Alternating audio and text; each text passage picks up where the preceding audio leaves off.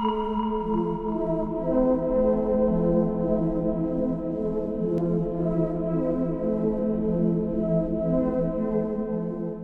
a todos, y bienvenidos a la historia resumida y explicada de Irritated Mind, Fear of the Warehouse, un juego de terror que, si bien toma inspiración de FNAF en aspectos como la jugabilidad por noches y la presencia de animatrónicos, presenta una historia que nos deja con una sensación inquietante, cuestionando la realidad y el equilibrio entre la locura y la cordura.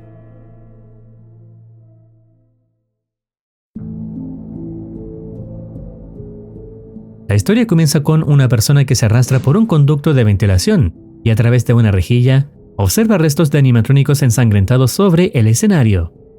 Al avanzar, el personaje cae accidentalmente por una rejilla debilitada y termina en lo que parece ser un garage. Desorientado y asustado, se convence de que debe escapar antes de ser descubierto.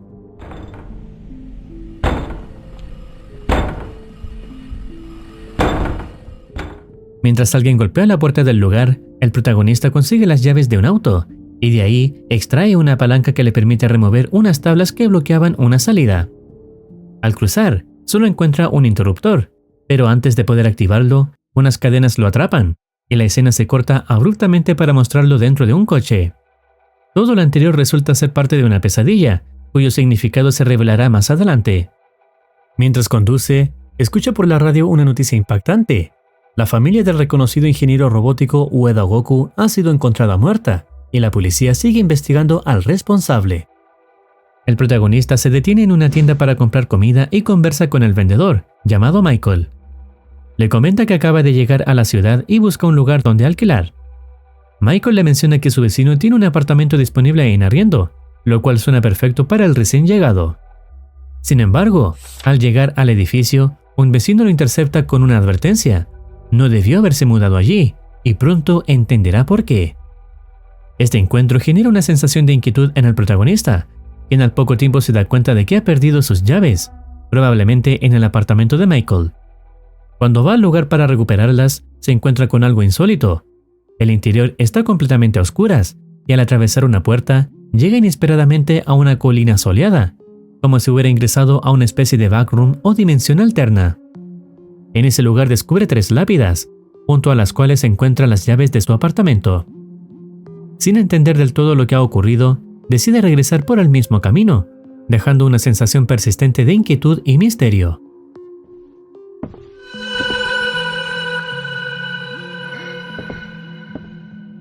Esta podría ser una de las razones por la que el vecino advirtió al protagonista que no debía haberse mudado allí. Sin embargo, no sería la única. Dentro del apartamento lo espera otra sorpresa inquietante.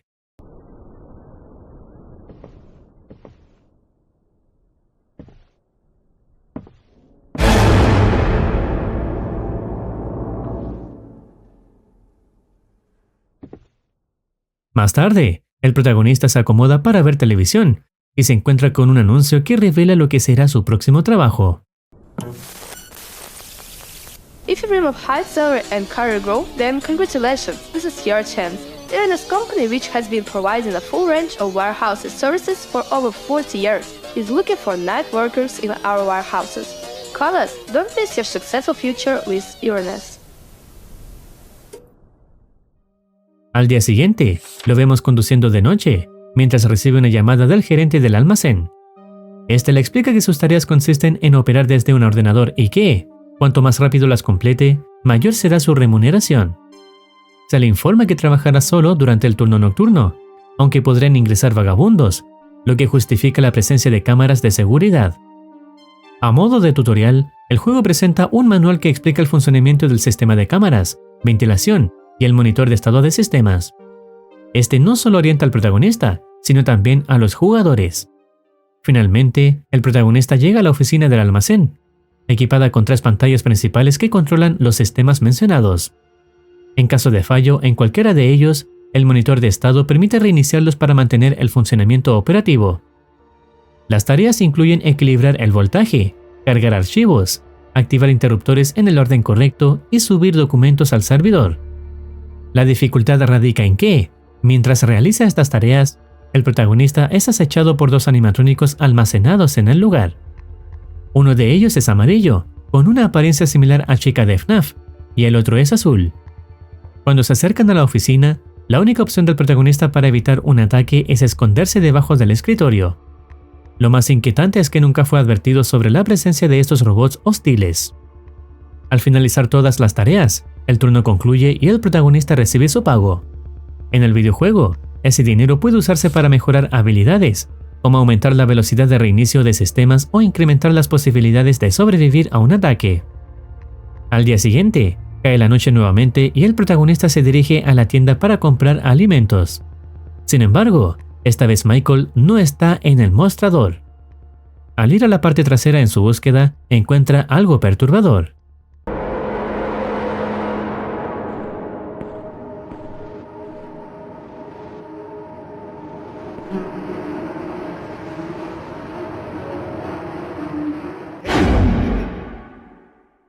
Antes de poder abrir la puerta, Michael aparece de forma repentina y le dice que no debería estar allí.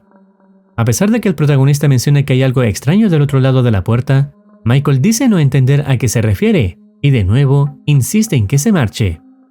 En un instante desconcertante, la sangre que se filtraba por debajo de la puerta desaparece sin dejar rastro y el protagonista se va con la comida como si nada hubiera pasado. La sangre bajo la puerta que luego desapareció y la misteriosa colina en el apartamento de Michael son elementos claramente desconectados de la realidad, lo que lleva a preguntarse si el protagonista está sufriendo algún deterioro mental. Los eventos podrían estar vinculados a su pesadilla inicial e incluso a la posibilidad de que haya estado involucrado en un crimen. Luego vuelve a su apartamento, pero la pantalla se vuelve totalmente en negro cuando una niebla roja nubla su mirada por completo.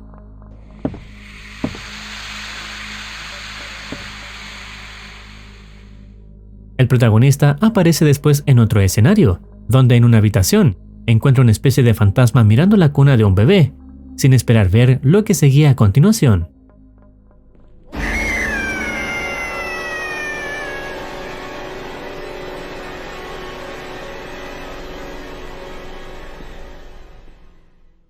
El protagonista se acerca, toma una llave de la cuna y abre una puerta cercana, la cual lo conduce a una sala que parece sacada de un hospital psiquiátrico. Allí, una flor brota del suelo y de forma inesperada comienza a hablarle. Con una voz enigmática y poética, la flor le dice: «Ha pasado mucho tiempo, ¿no me recuerdas para nada? Tal vez soy un eco de sueños, perdido en el cautiverio de la realidad, o algo completamente distinto. Podría ser cualquiera, siempre y cuando no recuerdes quién soy. Este mundo está tejido a partir de los reflejos de tu viaje, una danza al borde de la razón, donde el significado desaparece en el abismo de los sueños. Quizás la verdad se encuentre más allá, en el ritmo del silencio y la melodía de la quietud. Quizás se pierda en el infinito salón de tus ilusiones, o quizás esté justo al lado, a tu alcance, y solo tú tengas el poder de captar el presente. El tiempo no te ata en este mundo. Es un camino hacia lo desconocido, donde nada tiene final y todo comienza de nuevo en la eterna rotación de la rueda del tiempo. Tendrás muchas oportunidades para encontrar lo que está destinado para ti. Adiós, es hora de que me vaya». Luego, la pantalla se oscurece y el protagonista aparece en su cama, como si de una pesadilla se hubiese tratado. La flor que brota del suelo podría simbolizar un recuerdo reprimido, una parte olvidada de su identidad o incluso una conciencia superior. Le habla como si lo conociera de antes, pero el protagonista no puede recordarla. En la frase, podría ser cualquiera, siempre y cuando no recuerdes quién soy, se sugiere que la identidad de la flor cambia según la memoria del protagonista, lo que plantea que este ser está ligado a su percepción, no a una verdad objetiva. Con el pasar del tiempo, descubriremos más sobre el pasado del protagonista y del recuerdo reprimido. Tras despertar, el protagonista comienza a escuchar golpes y ruidos extraños provenientes del departamento vecino. Intrigado, decide ir a preguntar qué ocurre. Sin embargo, la vecina niega haber escuchado algo y le sugiere que consulte a un médico. Su actitud rápidamente se torna más agresiva, acusándolo de estar atrapado en su propia imaginación, víctima de una mente enferma, y le dice con dureza que no puede salvarse. No one will save you. You're weak, useless. Everyone has always spent you. You never needed anyone. Anyone credit your existence. You're doomed to eternal torment. You must run for everything you've done, for everything waiting on your soul. You must run to the ground. You will die, and no one will remember you. Such a rotten, useless piece of flesh and crap. Burn alive.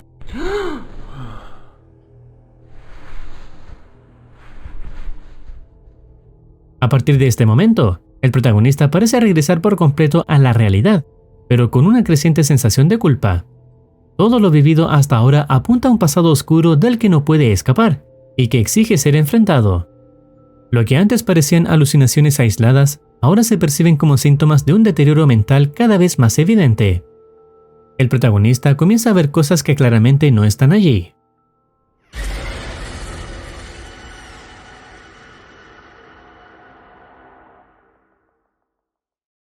La escena cambia. Lo vemos conduciendo hacia su trabajo en el almacén, donde recibe una llamada del gerente.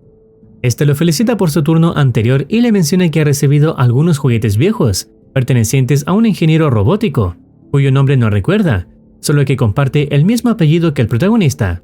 Le pregunta si tal vez se trata de su hijo.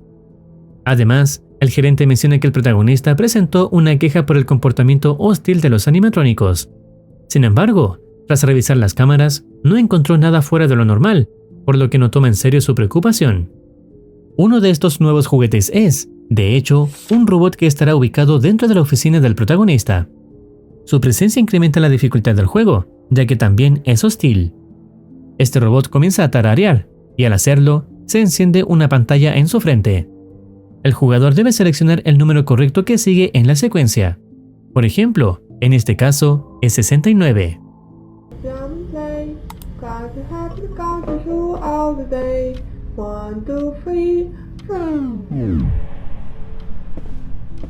El resto de las tareas del turno se mantienen, y con éxito, el protagonista lo completa. Luego, se dirige a la tienda en busca de más alimentos, donde nuevamente Michael está ausente. Va a la parte trasera nuevamente, pero sin éxito de abrir la puerta que antes tenía sangre debajo. Al girar, encuentra nuevamente a la flor de antes, que dice lo siguiente: ¿qué pasaría si todos nuestros esfuerzos por comprender algo fueran simplemente un viaje sin sentido en el vacío, sin propósito ni dirección? ¿Cada elección que haces está imbuida de significado? ¿O es posible que la elección en sí misma sea una ilusión, si cada paso que das está predeterminado? ¿No tienes miedo de afrontar las consecuencias de tus actos? ¿Estás listo para asumir la responsabilidad al menos una vez? Al final, ¿es esto lo que realmente define quiénes somos? El personaje gira y encuentra la puerta con sangre debajo, y de ella sale una abominación que lo persigue.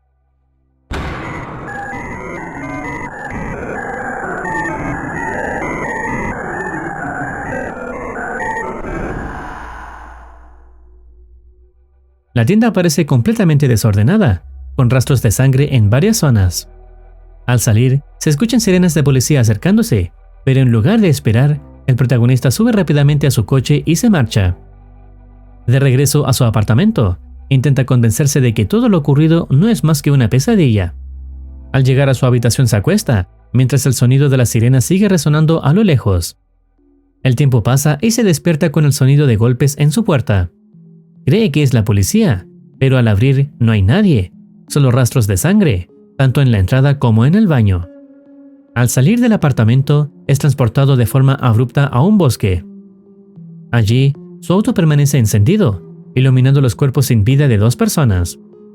Todo sugiere que podrían ser víctimas de algún asesinato en el pasado, donde se ve involucrado el protagonista. Acto seguido, la escena cambia a un salón de clases. El protagonista se encuentra frente a sus compañeros, como si estuviera presentando un trabajo. De fondo, comienzan las burlas y risas, insinuando que fue víctima de acoso escolar.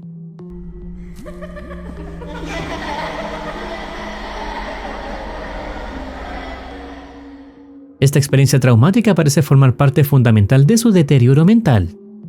Después, vuelve a aparecer en su apartamento, pero esta vez siendo perseguido por la misma abominación que lo acechó anteriormente.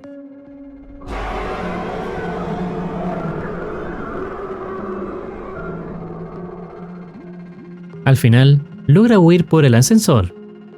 Hasta este punto, las pistas comienzan a unirse, El protagonista probablemente cometió un asesinato en el pasado y arrastra profundas heridas emocionales desde su infancia, como lo sugieren tanto sus visiones como las palabras de la vecina, quien le dice que todos siempre le han escupido. Luego lo vemos conduciendo de nuevo, aparentemente huyendo, mientras las sirenas policiales lo persiguen. Sin embargo, su trayecto se interrumpe abruptamente al chocar con otro vehículo. La pantalla se torna completamente blanca. En la siguiente secuencia, aparece una pelota de fútbol que el protagonista comienza a patear, encontrando columpios a medida que avanza. Finalmente, hay un cadáver y la pantalla se funde a negro. Después, vemos al protagonista llegando a su oficina, hallando una nota del gerente que dice: "No pude contactarte, así que dejé esta nota. Vemos tus resultados. Sigue con el buen trabajo". Los trabajadores se han estado quejando de las rejillas de ventilación todo el día, hablando de los ruidos que vienen de ahí y del zumbido constante, así que revisa las rejillas de ventilación con tu PDA, y si algo se rompe, llámanos esta tarde. El problema de la ventilación es provocado por un nuevo robot que se desplaza por ahí, el cual es una nueva amenaza para el protagonista. En la PDA del protagonista, su posición se marca con un signo de exclamación dentro del radar. La mecánica ahora consiste en activar y desactivar los ventiladores para bloquear su avance. Sin embargo, dejarlos activos por demasiado tiempo puede provocar una sobrecarga del sistema, haciendo que se apaguen de forma permanente, lo que dejaría al protagonista completamente expuesto. A pesar de todos los eventos previos, el protagonista logra completar con éxito su jornada laboral. Acto seguido, aparece frente a una mesa donde descansa un periódico fechado en noviembre de 1990. El titular se centra en Ueda Goku, un renombrado ingeniero robótico que, tras años de reconocimiento por sus innovaciones, lleva más de un año sin presentar avances. Su prolongado silencio ha generado preocupación y especulación dentro de la comunidad científica. Pronto descubrimos que Ueda Goku es el padre del protagonista, y la razón detrás de su retiro del mundo de la innovación comenzará a revelarse. El protagonista avanza por el entorno hasta llegar a una puerta, detrás de la cual escucha una discusión entre sus padres. Takashi has been acting strange. He's only 7 years old and he's become withdrawn and scared. Have you even noticed? He's just a kid. All children act like that sometimes. This isn't normal. He's constantly frightened and barely talks. I'm getting called to school all the time because they say he's acting wild. Do you even understand what's going on with him? Of course I do, but it's just temporary. La conversación gira en torno a Takashi Ueda, el protagonista. Su madre, visiblemente frustrada, reprocha a su esposo por pasar todo su tiempo en el sótano trabajando en proyectos de juguetes, los mismos animatrónicos que hemos visto, sin notar el miedo que estos provocan en Takashi. Esto ha generado en él una conducta salvaje en la escuela, como lo dice su madre, convirtiéndolo en objeto de burlas. La madre insiste en que su hijo necesita un padre, no máquinas hechas de chatarra, y exige que Ueda Goku se haga responsable de la situación emocional que atraviesa Takashi. Al abrirse la puerta, el protagonista se adentra en el pasillo mientras escucha ecos de voces del pasado. Una profesora sugiere transferir a Takashi a una escuela para niños con discapacidades. Su madre lo cuestiona por no comportarse como los demás, y con tono desgarrador, confiesa que está cansada de él y lamenta haberle dado a luz. Las burlas constantes en el colegio, el desprecio de su madre y la indiferencia emocional de su padre, más interesado en sus creaciones mecánicas que en su propio hijo, han dejado en Takashi una profunda sensación de abandono. Takashi toma un encendedor y se dirige al garage con la intención de escapar de casa. Sin embargo, justo en ese momento se corta la electricidad, obligándolo a buscar una solución. Decide entonces bajar al sótano, el mismo lugar donde su padre trabajaba y donde se encuentran los animatrónicos que tanto lo aterrorizan. Avanza a oscuras por los pasillos hasta llegar al taller de su padre, donde encuentra una llave que le permite acceder al sistema eléctrico. Mientras regresa, se encuentra con un robot acechando en el pasillo, el cual comienza a perseguirlo cada vez que Takashi le da la espalda. A pesar del peligro, logra restablecer la electricidad y abrir la puerta del garage. La pantalla se funde a negro, y al retomar la imagen, vemos a Takashi nuevamente en su lugar de trabajo. La noche transcurre sin eventos extraordinarios, salvo por algunos obstáculos en el suelo que dificultan su movimiento.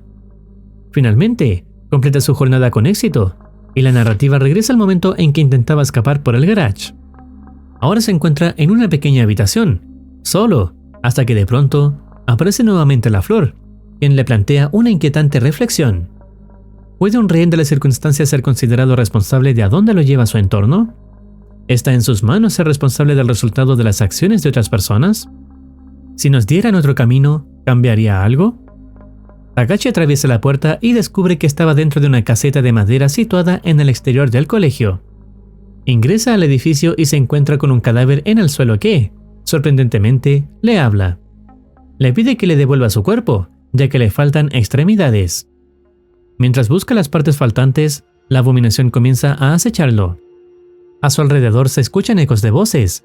Su profesora comenta que Takashi solo asiste para hacerse pasar vergüenza, mientras las risas y burlas de otros niños también se escuchan, quienes lo llaman el niño rarito. Una vez que Takashi logra reconstruir el cuerpo, la pantalla se oscurece. Takashi, you're never going anywhere. You're grounded. Forever. You little piece of shit, you're nothing but trouble. En la oscuridad, escuchamos las voces de sus padres denigrándolo, sin ofrecerle apoyo alguno. Incluso lo sentencian con frases como "vas a morir". En respuesta, Takashi toma un cuchillo y enfrenta a las abominaciones que lo rodean, las cuales aparecen con cada insulto y humillación pronunciadas por sus padres. Finalmente, se revelan las consecuencias de este acto.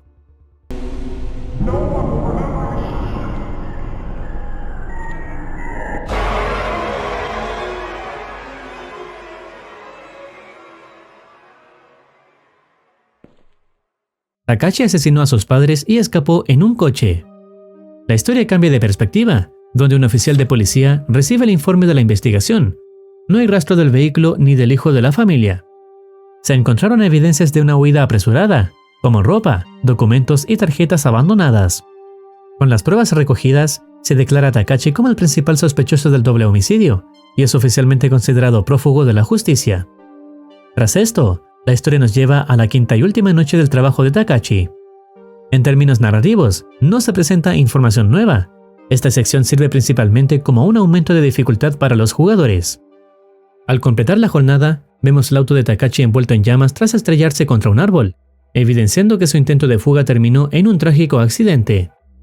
Mientras camina desorientado, se escucha una radio de fondo informando que Takashi ha sido dado por muerto. Luego, colapsa en el suelo. La escena cambia y lo vemos de pie en una colina, maravillado al encontrar una flor que, según él, le habla. Emocionado, menciona su deseo de contárselo a sus padres.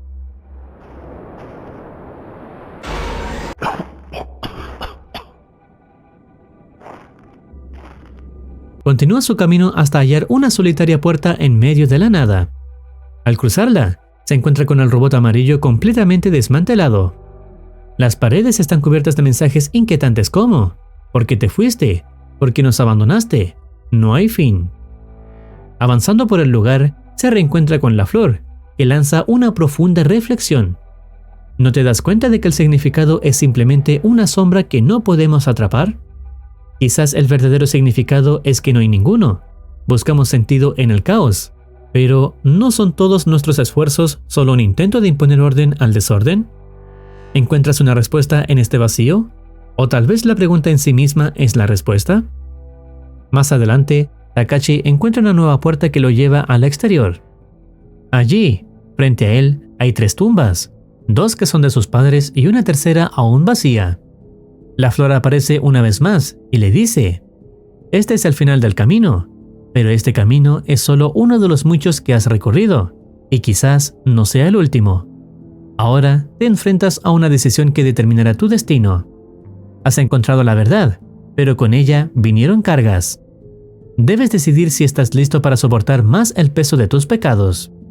Hay 2 caminos por delante. Uno conduce a la oscuridad eterna, el otro a la redención, pero ambos exigen sacrificio.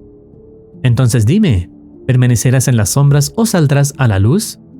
Regresaré para escuchar tu respuesta". Esto significa que el juego te ofrece 2 finales. El más corto es quedarse en las sombras, donde el protagonista se lanza a la tumba vacía, cayendo por un gran agujero hasta que cae y muere rápidamente, apareciendo los créditos del juego. El segundo final es entrando por la puerta que tiene el resplandor. Al hacerlo, Takashi se despierta en un hospital con sus padres vivos enfrente, preocupados porque el doctor les advirtió que quizás no iba a recuperar la conciencia. El padre le menciona que está feliz de que esté de vuelta, mientras que detrás de las cortinas aparece uno de los robots fabricados del padre, finalizando el juego en este punto.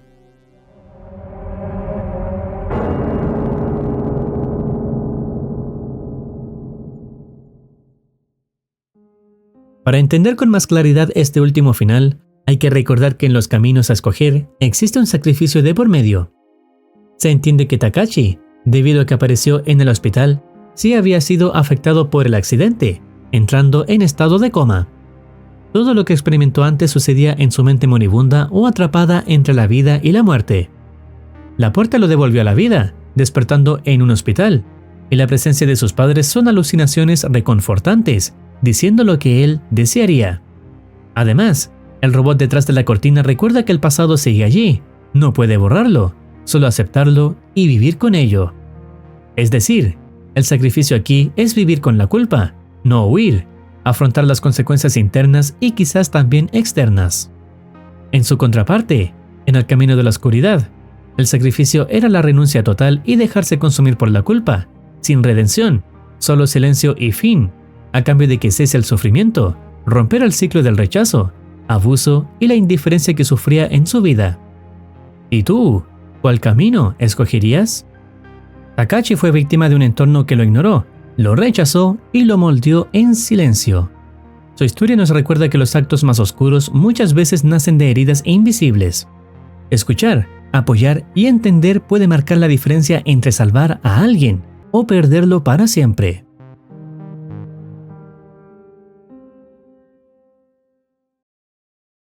El videojuego llega hasta este punto. Si deseas opinar algo o recomendar alguna serie, no dudes en comentar. No olvides activar campanita para estar al tanto de nuevas actualizaciones. Cuídense, los quiere Muercitine.